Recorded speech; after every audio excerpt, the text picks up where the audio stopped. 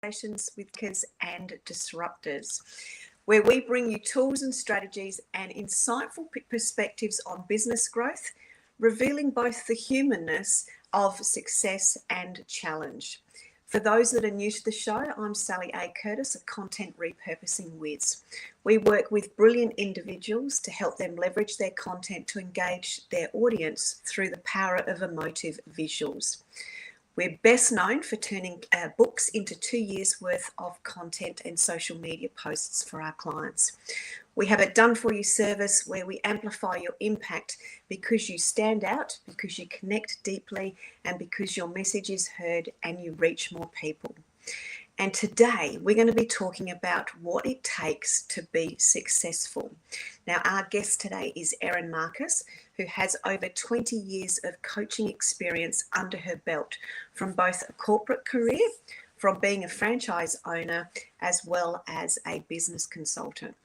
And she likes to say that she meets at the intersection of helping people be who they are, but also do what they need to do in order to build a business and a lifestyle that they're proud of. So without any further ado, are you ready yet? Please help me. Ready. Please welcome to the show, Erin Marcus.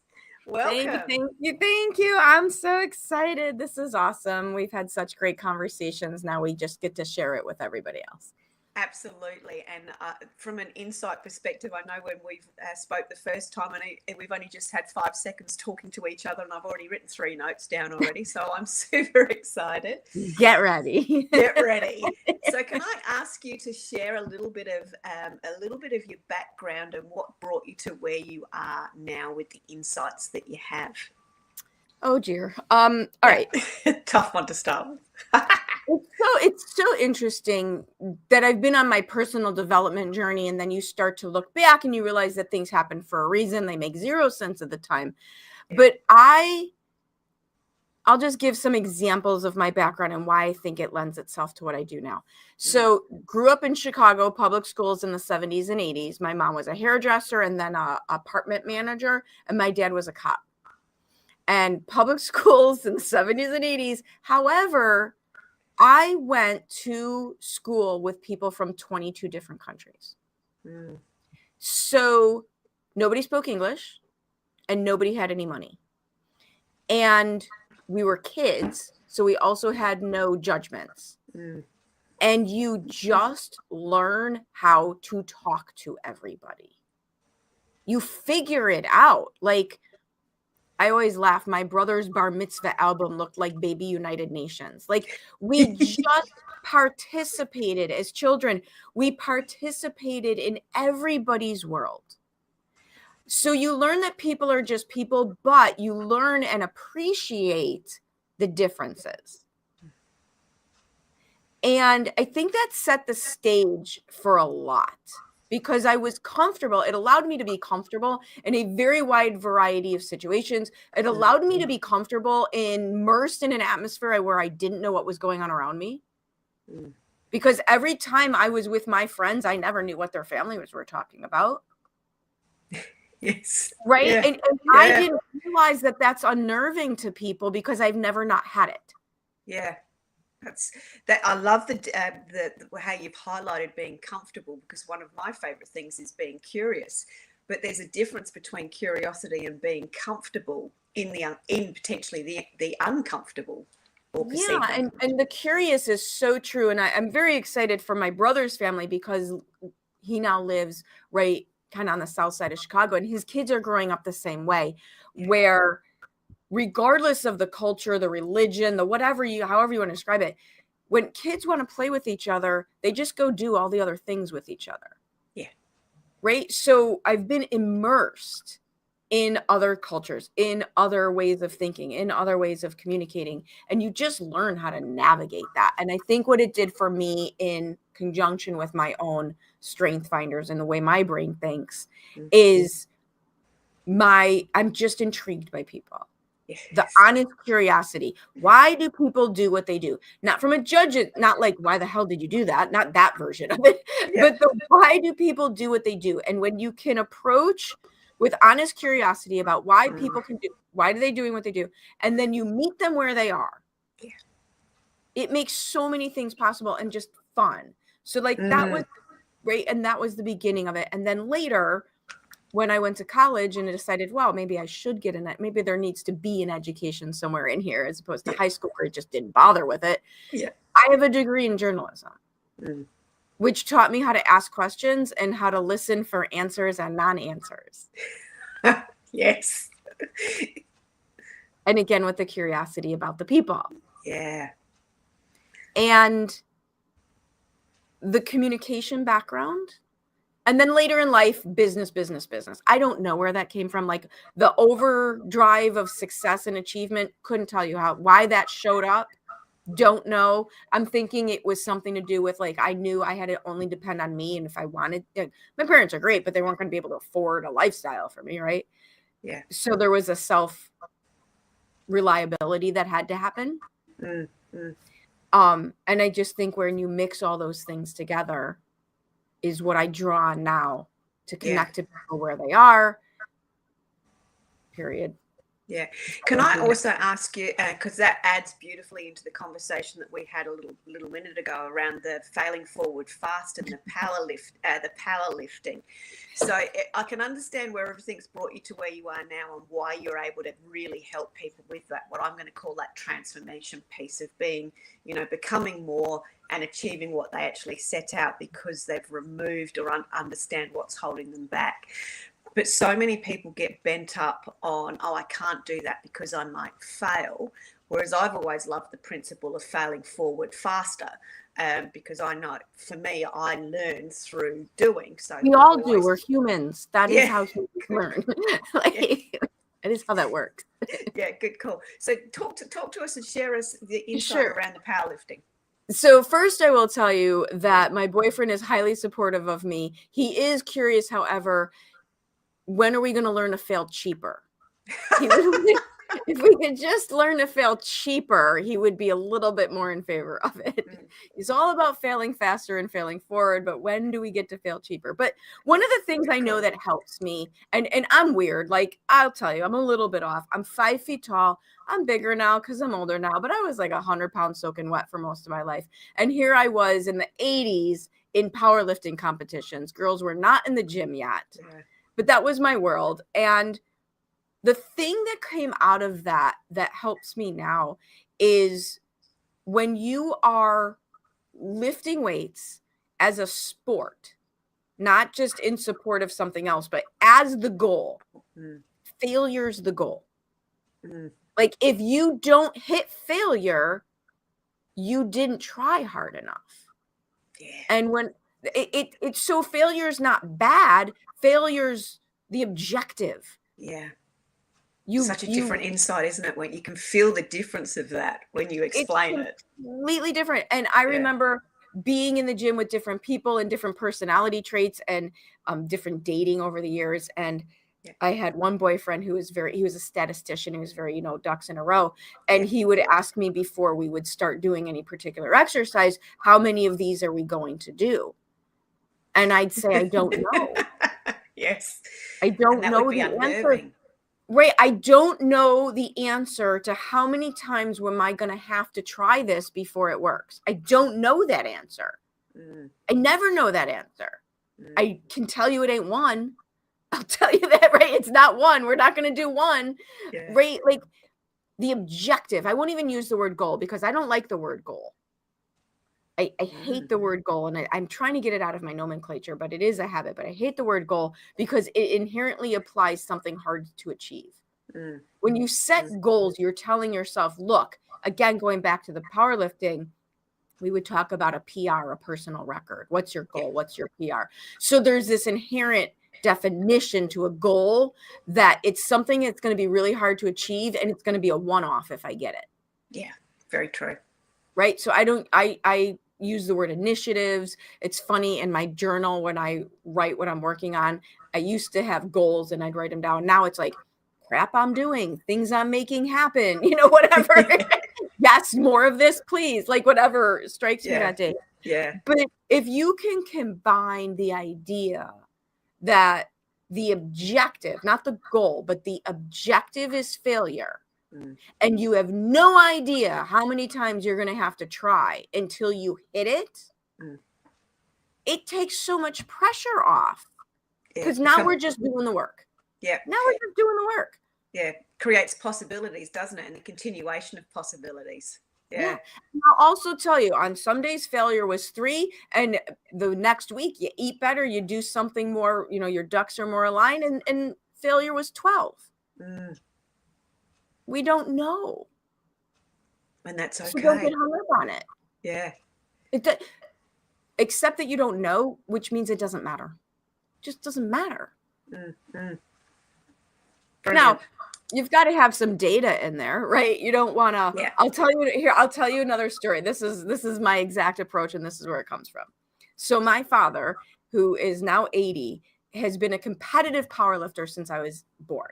And that's where this comes from. I was just going to ask you that. Yeah.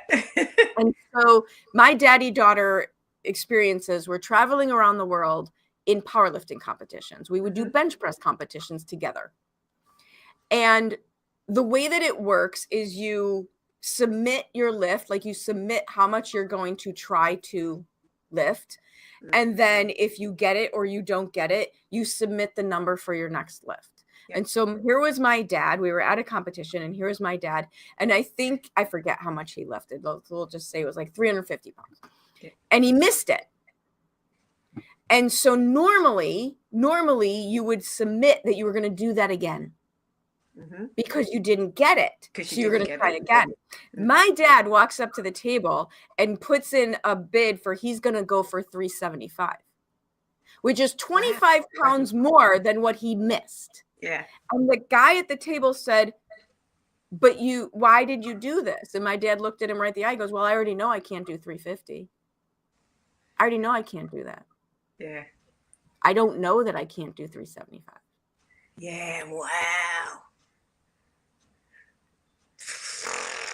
Very powerful. And I'll attach it to this, because this is me and my adrenaline junkie personality. I need, if you want to get me to do something, all you have to say is, I bet you can't, fill in the blank, right? So with that in mind, if my objectives aren't ridiculously high, I'm not interested in them. Yeah. So if you're going to tell me, I remember this came out in a coaching relationship that I had, where my coach was like, we were talking about making $100,000 in the year. And she said, well, what if you, and I'm like, okay, and she's like, well, what if you made it in the next 30 days? Okay. Now you have my attention. Yeah. Yes. Now you have my attention. Yeah. Yeah. And isn't that, and that level of attention and curiosity, isn't that in actual fact how humans like to work? Are we not tapping into some unsung magic in that, if we just get to that next benchmark objective and we just tweak it very slightly, we just bring in all of this extra oomph that enables. Yeah. And I warn people ahead of time, you don't have to do it my way. You don't have to, the fact that my hair is all one color right now is very normal. It's winter, so I have a sweater on. You can't see all the tattoos. Like, you don't have to be crazy loud on stage, purple hair version of this. The universe's objective is more life. Yeah. Period. Hard stop. It could be quiet. It could be loud. It could be chaotic. It could be smooth sailing. But underlying it all, the objective is more life. All you have to do is watch what happens in an empty field that stops getting mowed, in a building that is abandoned, even in the city. Nature will take it right back, right? Yeah. Right? The law, universal law, nature, we're all in this environment, is more life. It's not stagnation. It's more life. It could be teeny, it could be huge, it could be whatever version works for you. My version works for me. It is universal. Yeah, and continuous. Yeah. Brilliant. So with the work that you do and helping people break through what sound like, and if I look at my own experience, self-imposed barriers at the time. What are some of the common things that you find in the work that you do that really are holding them back that we can highlight for people today? So I talk about working and I'll give you a tactical one and then a mindset one, because I work at the intersection where what you need to do meets who you need to be to do it, right? Yeah. So it's a lot of business strategy. It's a lot of messaging. It's a lot of marketing, but then it's also that success mindset. So one of the things that hold people back is they just don't know. They just don't know. Yes. And isn't that so simple but so complex at the same time, which is why we need to collaborate. Yeah. Right. My current favorite story right now, because this just happened, is I have a client who he's amazing. He's just like such a awesome human, right? Yeah. And he is in the employee engagement space. He's a coach and trainer for employee engagement and leadership in blue collar manufacturing type environment. Yep. He's fantastic at what he does. And he was walking around to his prospects with a list of 15, 20 some odd workshops that they could pick from. And he was charging a certain amount for it. Okay, fine. And then we finally got together. He's a private client. We sat down and looked at what he was doing and how he was doing it. And we didn't change anything about what he did. He's fantastic at what he did. But he doesn't know marketing. That's not his world. Yeah. And so all we did was look at what he already had. We created a package out of it. Instead of a menu, we created come in as a thought leader, not a vendor. We created a package. We created a marketing message around it that was outcome based from the perspective of his prospect, as opposed to what he already knew and thought. And in the course of a day, went from $2,500 per sale situation to a $25,000 offer that 3 people jumped on. Yeah. Just not because he didn't change anything about what he did. It's not everybody's zone of genius to know how to do that.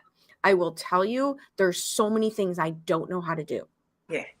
I seriously, crazy numbers of things I don't. That's what I know how to do. Yeah. So it's not about knowing all the things. People don't do it the way that would optimize it for them because they just don't know. Yeah. Yeah. And isn't it curious how we go through a process that feels right, sounds right to us, but in reality, because we're in it so much, and I use the phrase, we can't read our own label when we sit inside our own jar, is that he would have been going through the process. And I love the analogy of, a thought leader versus a vendor, because with a shopping list, it's sort of, you're overloading. And I used to love, fire hosing people with information. Let's just give you the fire hose versus, and yep, I laugh at that. We've all done it, haven't we? And we've all done it. Yeah, we've all done it. Strip it back to the essence of being, easy to buy. But then when you say that to somebody, it's sort of like, but how do I be easy to buy? And they're the things that make a huge difference in business, but they're the critical things that we don't know if we don't know them, which is why we need an expert to come along and go, I'm not going to turn you into a cardboard cutout of the guru at the front of the room. I love who you are and how you do it, but let's just make the tools a bit more simple. Right. Exactly. Yeah. Exactly. Yeah. And so we don't know. And then on the flip side, though, I like to let people off the hook, which, I mean, it doesn't give you an excuse for not doing the work. Don't get me wrong. But you can stop beating yourself up because on the success mindset, especially when you get into entrepreneur situation, thought leader, author, coach, like if you're putting yourself out there, you are up against neuroscience. Yeah. Like you just are. So let yourself off the hook. Again, not from doing the work. Got to do the work, but stop beating yourself up for the fear that you have. It's normal. That's how your brain works. The stories that you tell yourself that keep you back, it's normal. That's how your brain works. There's nothing wrong with you. You're doing your brain is working the exact way it's supposed to work. It is keeping you alive. Your brain's job is to keep you alive. It's not to make you rich. It's not to make you skinny. It's not to make you happy. It's to keep you alive, right? So, because that's what it does. Yeah. sees everything. It's got a little bit of a bias. It's everything's a threat. And there's no there's no gray. It's either, oh, cool, we've done this before, or, oh my God, we're all going to die. Yeah. Yes. Right? Yes. So if that's what your brain is telling you, Yeah. oh my God, like you and I in our roles are telling our clients, get out on social media, go live on video, post this, make outbound calls. And the poor person on the receiving end of that is going, oh my God, we're all going to die. Right? Yeah. I get it. That's how it works. So it's about understanding that fact, right? Again, let yourself off the hook. Stop making yourself wrong. Understand that that's what's going on. And now, what do we have to do to break it down into the pieces needed to allow you to move forward? Yeah. Make it easy. Exactly. And the thing that does not make that easy is when you buy into a Facebook ad that says, just do this one thing and you'll make millions. Because what happens is it wasn't authentic to you. Yeah. And then you just feel like a failure for not allowing someone else's processes to work for you. Yeah, that didn't feel right in the first place and gave you a hinky feeling and made you feel stressed. Yeah. Right. And so it's really meet people where they are. Yeah. Connect as a human first.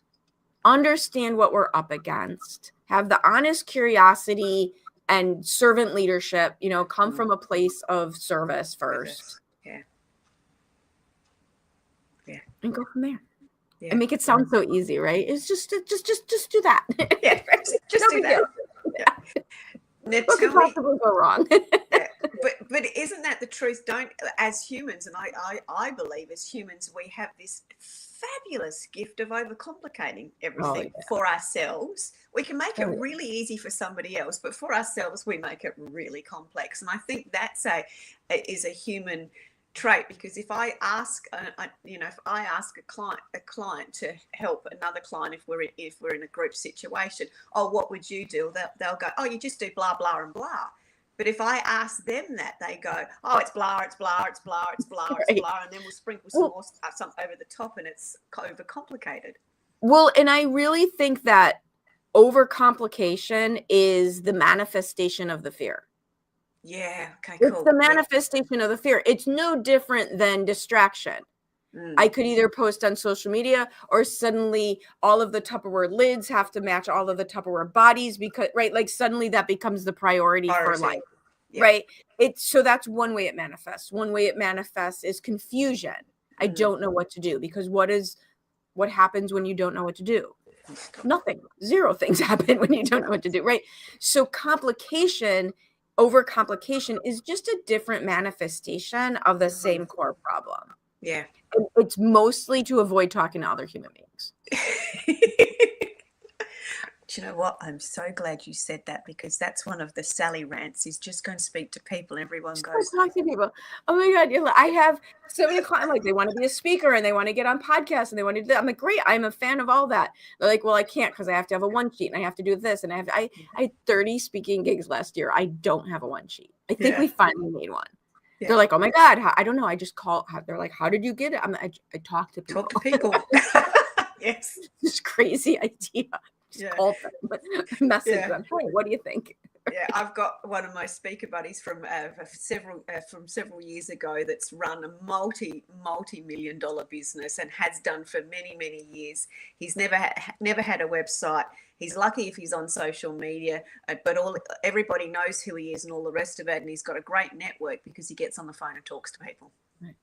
End of story. Or his team does. And he's never had to have all of those things. So I love when somebody just comes up and takes success by the horns and just does the activity, because they've gone through whatever they've needed to go through from a mindset perspective and know what they need to do to achieve their level of success that they look for. So. And as I'm listening to you, all I'm thinking about is, oh my God, can you imagine the profit margin on his business? Because he doesn't have all of the expenses, right, of their subscriptions and all of the things. Yeah, but and that's actually interesting, because that's why that's just given me a huge light bulb moment.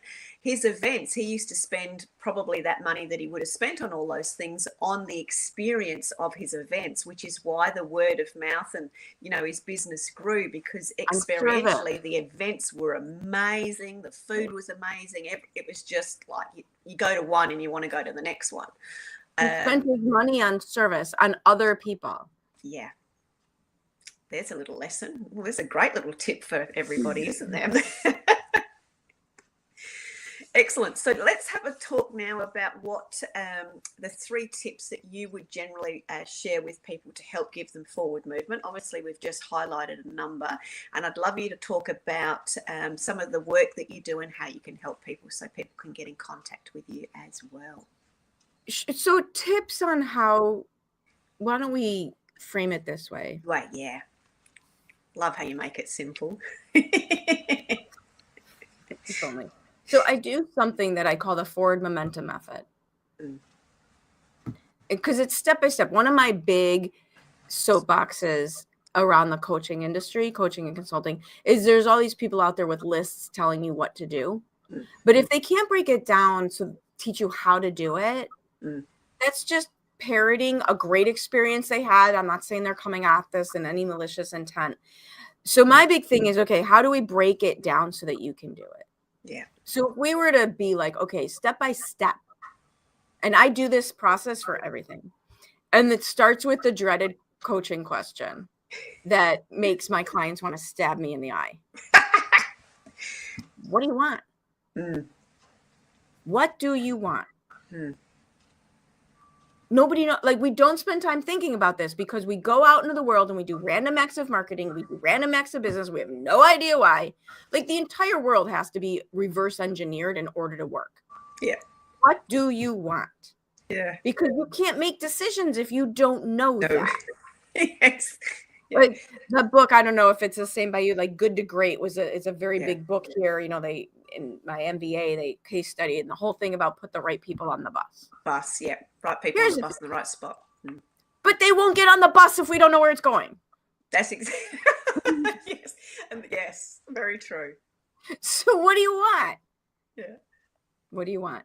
So that's where we start. Like, what do we want? And then you have to break that down into the action steps. Break it down into the smallest, I call it actionable, maintainable. Oh, nice. Right? Everything you do has to be actionable and maintainable. If it's too big, it's not actionable. You'll sit down and, I need to post more on social media. That's not actionable. What does that even mean? And it's not maintainable, because what's going to happen is you're going to have a block of time. You're going to sit down. You're going to do a bunch of work. And then tomorrow you have appointments, which means you'll do 0 of it. Yeah. So it's not maintainable. Yeah. Right. So it's, what do you want? Step 1. Step 2, break down the way to get there into actionable and maintainable parts. Now, step 3 is where it gets a little bit confusing or concerning, because what happens when you go to do the work? Do you avoid doing the work? Do you just do the work? Like, you have to start learning how to interpret your physical responses to the work. And I divide it into a couple different categories. One of them I call dread. Dread is, don't go down that alley, don't take that job, don't marry that man.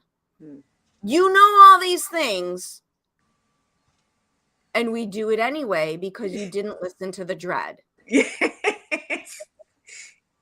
Dread in me is a sinking feeling. Yeah. It's I'd rather poke myself in the eye with a stick than do that. Yeah. That's dread. Listen to that and don't go that way. Yeah. And then there's another reaction that you'll have to the work, and I call it teenage eye rolling. Yes. Right? I don't have them, but I was one, and I was a bad one, right? So yeah. Teenage eye rolling means you know it has to happen, but you hate it. Yeah. Outsource that. Yes. Yes. That's somebody else's work. You know it has to happen, but you shouldn't spend your energy on it because it's going to suck the life out of you. Out of you, yeah. right? And so my third response, the one that I'm looking for, I call it buzzy roller coaster. Yep. Buzzy roller coaster is personally in my chest. It's how I feel. I'm fine in line for the roller coaster. I'm fine on the roller coaster. My moment of abject terror is when they put you into the slots and you're next. Right? Yep. I'm scared and excited at the same time. Yeah. If I'm scared and excited at the same time, that's the direction I'm supposed to be going. Yeah, absolutely. Right. So step 1, what do you want? Step 2, break it down into actionable, maintainable pieces. Step 3, interpret how you feel about those pieces. So you know if A, you should be doing them, B, if you should be outsourcing them, or C, if it's the right path. Yeah. And then it's get results. It's collect the data. What happened? People ask me, how do I learn how to make better decisions? You learn how to make better decisions by making decisions and then figuring out, how did that go? How's that working for you? Yeah. I think, sorry, no, keep going. I think you go through the debrief. You go through the debrief on all of it. How did it work out? Well, I didn't listen to the dread. I married the guy, and here we are, right? Like, whatever it is. And then the process starts over. Yeah. Right? You take that data and you go back to the top and you go, what do you want? But now you're going to do better because you're now making data-driven decisions as well. And it's just a loop. And you're working to your own, you're understanding yourself and getting to understand what works for you and why it works, which then forms and creates consistency, which adds to leverage. That's something that I love when talking to groups, is everyone goes, but don't I need to do this and I have to do that and I must do this and I must do that, and it's like, okay, business is, relationships, it's business development, and it's marketing, however you want to say that, but there is 4 things in each of those buckets that are going to uniquely work for you. It doesn't mean you have to do all 12. You just need to find the 4 that work for you and pass over what you don't want to do, as you articulated so beautifully. Well, and if in that taking action is where you figure out, I know I have buzzy roller coaster. That's my thing. Wait a minute. I don't actually know how to do that thing. Let me go find someone who does, who can teach me. Yeah, exactly. Yeah, leverage. Get the resources, right? The resources to follow that path. Yeah, and it's almost that the step by step helps you form the strategy to continue of that continuous improvement of understanding yourself. And I hear myself saying it's almost you're tricking yourself into success because you're creating the habit. So you've sort of almost got to play the trickery game initially. But I'm a big fan of the trickery game. Yeah, me too. You buy the outfit that you only wear to the gym, so you'll go to the gym because you want to wear the outfit. I have zero. I said, this is my business, not my mother. I don't need closure. I just need it to work. Yeah. And if that means I have to put bumpers in my gutters so that I can play trick, I don't care. Whatever tool that works for you is perfectly fine as long as it works. As long as it works. Yeah, beautifully. Beautiful. One of the things that we did talk about also at the beginning of the show was one of your free resources that you have for the audience. And I'm just going to pop that up on the ticker so people can see that as well. Can you explain what that is and how that might be able to help people and they can download it? So, absolutely. So one of the things that's been making me nuts is this whole multiple streams of income. Yeah. I get it. If you're saying I have multiple streams of income, you need multiple streams of income. Okay, fine. If you're talking about your rental property, your business, and your investment portfolio, go for it. What I'm watching happen over and over and over again in the entrepreneurial space is people think they need 4 different businesses. Yeah. And if you haven't mastered growing one, I promise you 4 is not easier. Yes. 4 is not easy. You're confusing the marketplace. Nobody knows what you do for a living. And so they smile and grin at you and they nod and they walk away slowly. Yeah. Now, that being said, I do believe in not putting all your eggs in one basket. Right? So if you have a business, first of all, you have the best asset you could have because you have complete control over it. So what I did was I created and it's a workbook because it has the teaching points and then questions that you can go through and answer. What about building multiple streams of income within your business? Within your business. Yeah. Right? So we still have the focus. And I'll tell you, this is not for like, if you're under 50, 75K, build your first 6 figures. Like, don't make yourself crazy. Don't go out and do all 5. Pick one. Yeah. Start with number 5. Keep it simple again. Yeah. Keep it simple. Start with number 5. Any business can do number 5. That's finding the money that it's hidden in your business just because we lose track of it so fast. But it's the idea of start by building multiple streams of income within your business. Yeah. So again, I come from marketing, business strategy and marketing. So as soon as I hear, well, I do this, and the other thing, I'm going market confusion. Danger Will Robinson does not work. Do not recommend it. Yeah. So that's what that is. I've created a workbook about creating multiple streams of income within a business that satisfies the don't put all your eggs in one basket, but at the same time doesn't create confusion and overwhelm that might just derail the whole thing. Yeah, and isn't that so easy when you do diversify and look at other things, you end up in that bright shiny objects, and your focus is split, and if you chase 2 rabbits, you're not going to feed yourself, and all those sorts of things that we've heard before. So I love the fact that the multiple income streams are from within the one business. So for those that are watching the show, you can actually see that going across the ticker. For those that are going to watch this replay later, that'll be up on all of the social media platforms as well. One of the other things I'd love to ask you is, what's your favorite one-liner? All right. I'm going to age myself here a little bit. Not that much. It's from The Matrix. And the line is, there is no spoon. There is no spoon. Yes. So in The Matrix, if you know the story, it's a make-believe world that's being fed into their brain. And the people who understand that, there's a kid at some point in the movie, and he's holding a spoon and he's bending it with his mind because he knows it's not real.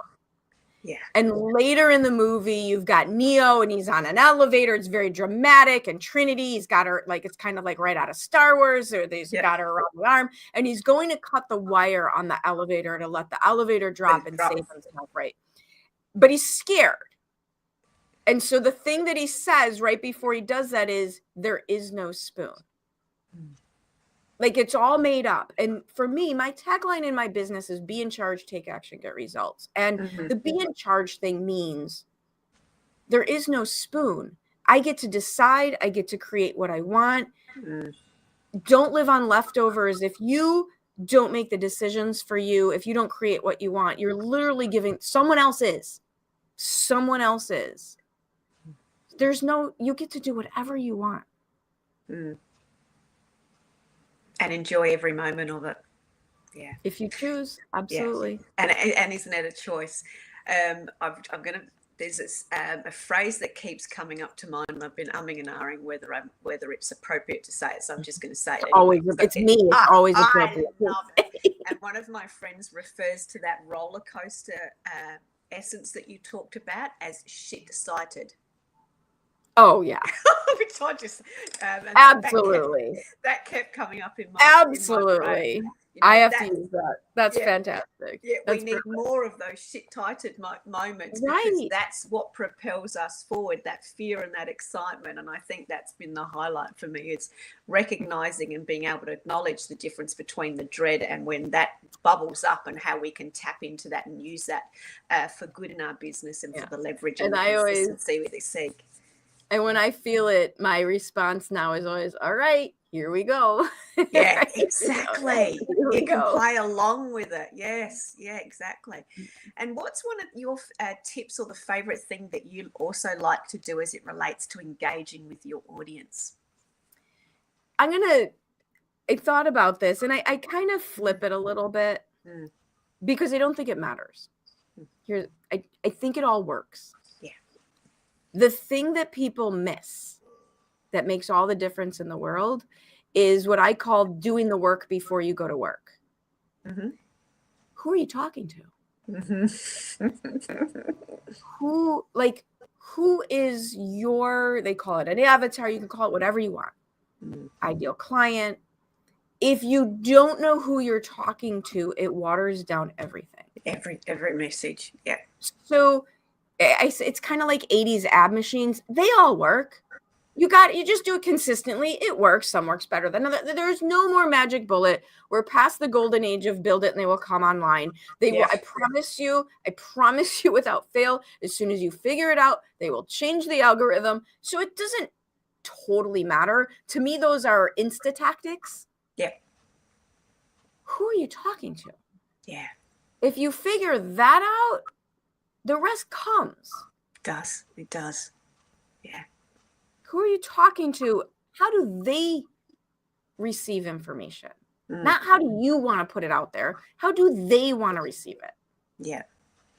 Which ties beautifully back into the gentleman that you talked about who turned his business around with your help, because he went from being he became the thought leader that he was in a demonstrative form versus the vendor that he was being. So he was actually became, which is exactly what you do, more of himself, and found the processes. I didn't change anything about what he delivered. He's fantastic at what he does. Yeah. It's just, can you package it in a way that puts the other person's priority front and center? Yeah. Whether it's their pain point, what they want, their priority. Yeah, in their everyday language, in a way that they need to see it, read it, feel it, whatever, that resonates with them, and then they can have that. They can have one of those roller coaster moments. They can get buzzy roller coaster. Yeah. They can go, all right, here we go. Yeah, and isn't that exactly the essence and the experience that his clients had in the moment of him delivering that? Absolutely. Because of him being able to achieve those 3 large sales in a row. It's the reason I love marketing so much. To me, out of the whole thing, out of the whole whatever category for client fulfillment, all the different things, marketing is the aha moment. Marketing is when you give somebody the opportunity to see something's possible that they didn't think was possible, to have a different thought that they didn't have before. Marketing properly is when you create those situations for people. Yeah, we refer to that as the resonance of a client being able to envision themselves because of the visual that you've displayed, that they go, wow, that's me, or that's the transformation I seek. Can you imagine getting to do that for people? Yeah, it's exciting. Well, I'm getting goosebumps thinking about it. Yeah. As we come to the close of the show, and I knew we'd get to the end really, really quickly once we got on our roller coaster ride. Our own personal roller coaster with each other. Yeah. Is there anything closing wise that we haven't covered that you'd like to cover in this last little bit?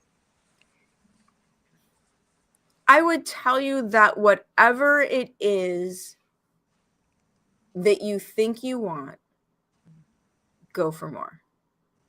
Oh. Go for more. Because when I ask people what they want, they think about it, they get a hit, and then they lower it. And that's what they say to me. Yeah. Don't lower it. Don't lower it. Go with what resonates first. Don't lower it. Thank you, Erin. Incredibly insightful. It's been an absolute pleasure talking with you. Thank you very, very much. Just for the people that are listening and want to know what's happening in our next episode is going to be on Tame the Dragons of Distraction and Reclaim Your Self-Worth. So a nice add-on to the very insightful conversation that we've had today. So again, thank you very, very much, Erin, for sharing so much with us. It's been a pleasure speaking to you. Thank you very much, and we'll look forward to sharing with you again on another episode of Success Secrets Exposed. See you for now. Bye. Thank you. Thank you.